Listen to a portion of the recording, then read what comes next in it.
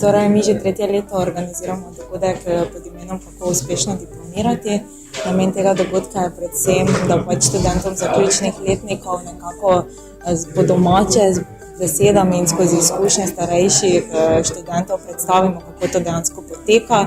Damo jim tudi nekaj nasvetov glede tiskanja, glede vezanja na diplome, glede samega pisanja. Dogodek se je v preteklih letih izkazal za zelo obiskanega in zelo koristnega, tako da zato tudi nadaljujemo z njim. Veseli smo, da pač nas podpira tudi referat za študentske zadeve, ki pač vedno nas obišče na tem dogodku, odgovori na kakšna vprašanja, ko mi mogoče ne bi znali. Tako da res je koristen dogodek. Da naj začnejo pravočasno pisati, pravočasno delati in tudi potem, da pač ne čakajo na zadnji dan, da oddajo diplomo. Meni osebno se je recimo zgodilo, da sem imela neke težave s tiskanjem, sem večkrat mogla tiskati, preden sem dala vezati in če bi bila tik pred rokom, ne vem, če bi mi pač uspela do roka oddati.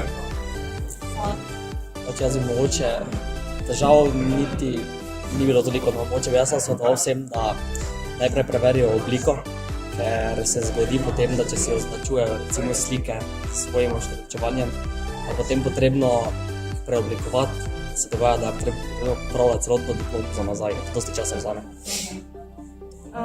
Kaj pa glede iskanja teme? Jaz sem se pozanimal pri profesoru, ker sem imel predmet, ki mi je bil zelo všeč. In na tak način sem potem jaz temo tam našel.